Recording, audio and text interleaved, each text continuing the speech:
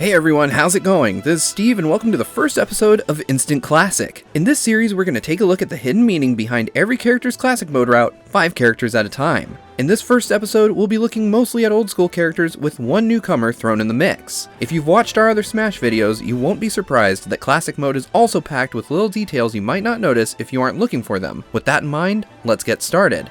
First up, we have the most old school character in Smash, Mr. Game & Watch. Game & Watch hails from Nintendo's oldest entry into portable gaming, which began in the year 1980, a full 3 years before the NES would launch. In fact, Game & Watch is so old school that on his stage, Flat Zone X, every character is forced into 2D. So for Mr. Game & Watch's classic mode theme, we're going to do a little traveling back in time from the Game Boy all the way back to the Game & Watch Portable that started it all.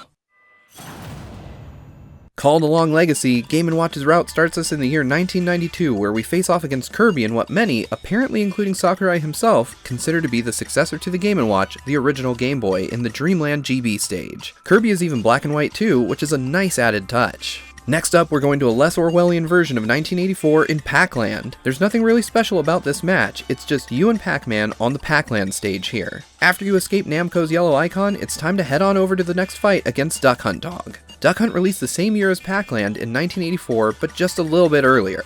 Here you'll take on the antagonistic dog and his duck pal. No special quirks about this one either, but if you finish the match quickly like I did, you might wonder why Zelda music is playing in the background. But it's actually the Famicom medley, which includes music from a ton of games, including, and you guessed it, Duck Hunt. After that, it's back to the year 1983 to fight the Mario Brothers. No Super Mario Brothers here just yet either, as this match takes place on the stage of the same name, based on the original arcade game. It's a free-for-all, which is perfect for this stage since back then, Mario and Luigi didn't exactly work together.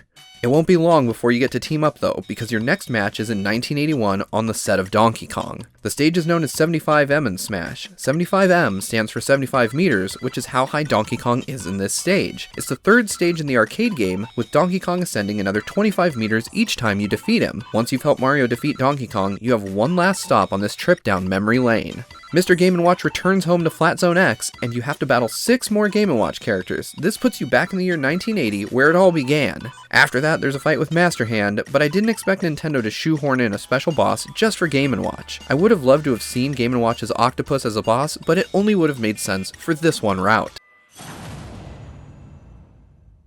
Number 2 on today's list is Smash's first dynamic duo, the Ice Climbers. If you heard Palutena's guidance about them, you'd know that they were apparently banned from Smash for illegal teaming. Well, now they're back, and they're ready to prove they're the strongest duo in Nintendo's roster, which is exactly what they set out to do in their classic mode route, Duos for Days, in which the Climbers will take on iconic duos from gaming history. After seeing this route, it's really surprising just how many perfect combinations you can put together.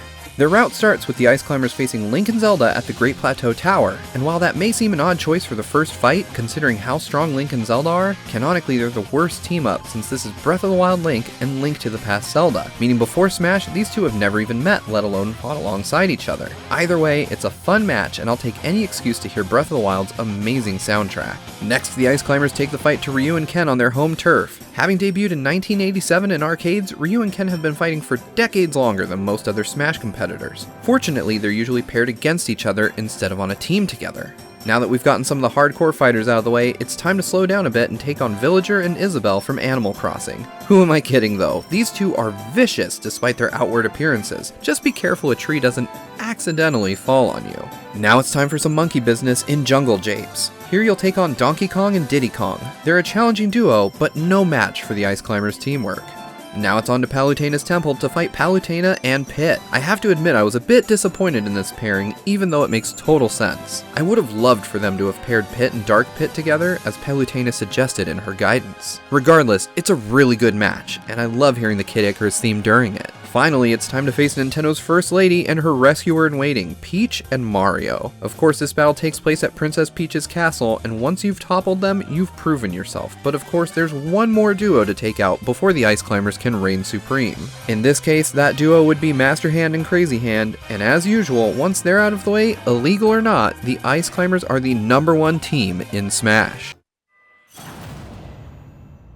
Just like the game they come from, the Inkling's classic mode route, dubbed an Incredible Journey, is all about color with some great tunes to accompany the action. In keeping with Splatoon's own theme, the enemies you face in this route will sport team colors, meaning nobody's in their standard costume for these matches. Each match is also accompanied by one of Splatoon's amazing songs. Let's take a look. There's nothing too crazy going on here, so we'll move through it quickly. First up are Green Lucario and Sheik in Yoshi's Island while Splat Attack plays in the background. Clear them out and you're on to an awesome pink Greninja and Magicant. This time, you'll listen to Ink or Sync while you fight. Next up are Wario and Duck Hunt. Wario's sporting his red outfit while Duck Hunt is in brown. You'll battle them to Metalopod on Norfair. Now you have a giant blue Yoshi to fight on Summit from Ice Climbers while you jam out to Seascape. Almost there. Now it's time for a 3-on-1 match against a pink Shulk, Ness, and a kinda pink Mewtwo at the Fountain of Dreams with Kraken Up playing in the background.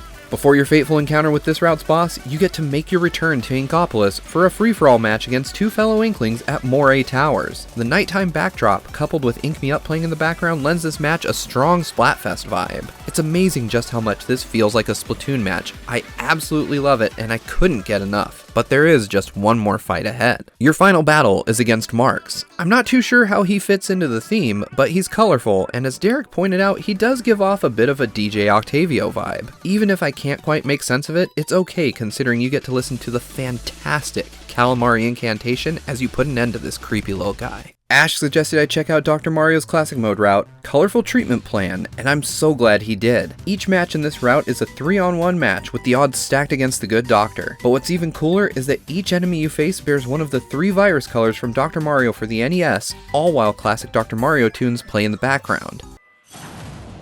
Your first match will pit you against 3 Mr. Game & Watches in red, yellow, and blue on Flat Zone X. After you clear them out, it's on to Green Greens to fight 3 Kirbys sporting those same colors.